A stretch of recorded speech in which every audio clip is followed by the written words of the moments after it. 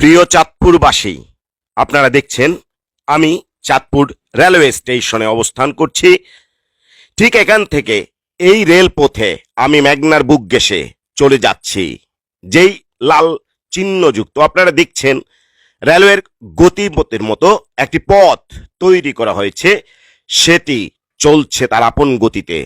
দেখছেন আপনারা দনাগদ নদী পার হয়ে আমরা মতলব উত্তরে প্রবেশ করলাম। এটি সম্ভব, আপনি স্বপ্ন দেখতে পারেন, আর স্বপ্নর বাস্তবায়ন সে মানুষই করে। আমরা পাচানি পের হয়ে এখন চলে যাচ্ছি স্যাঙ্গারচর। এরপরে আমরা পৌঁছব পরবর্তী গতিপথ 7 নলে। পাঠক, আজ মানুষ চাঁদে পৌঁছেছে, সেটি ছিল স্বপ্ন, সেটি আজ বাস্তবায়ন করেছে। কি অবলীলায় মেঘনা নদী পার হয়ে এই রেলপথ এখন ছুটে চলেছে মুন্সিগঞ্জ জেলার যে স্টেশন সেখানে। আজ মঙ্গল গ্রহেতে যেতে মানুষ প্রচেষ্টা করছে, পৃথিবীর অজানা সম্পর্কে জানতে চাচ্ছে। আমরা মুন্সিগঞ্জ জেলা পার হয়ে চলে যাচ্ছি বুড়িগঙ্গা নদী পার হয়ে শীতলক্ষা নদীর বুক ঘেঁষে নারায়ণগঞ্জের দিকে।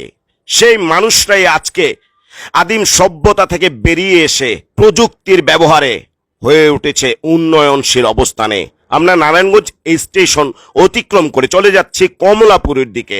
পাঠক, মানুষই তো স্বপ্ন দেখে, মানুষই তো বাস্তবায়ন করে। আমি বিশ্বাস করি এই চাঁদপুর থেকে মতলব নারায়ণগঞ্জ হয়ে কমলাপুর আসার একটি রেলপথ সম্ভব এই বাংলাদেশে, এবং তাতে দেশের অর্থনৈতিকভাবে আরো চাকা সমৃদ্ধি হবে, স্বাবলম্বী হবে, মানুষের গতিপথ পরিবর্তন হবে, উন্নয়নশীল বাংলাদেশ তৈরি হবে। আমি প্রত্যাশা করি এটি সম্ভব। মানুষ স্বপ্ন দেখে, মানুষই তা বাস্তবায়ন করে। কেন হবে না? ব্রিটিশ আমল থেকে অবহেলিত এই চাঁদপুর জেলার রেলপথের পরিবর্তন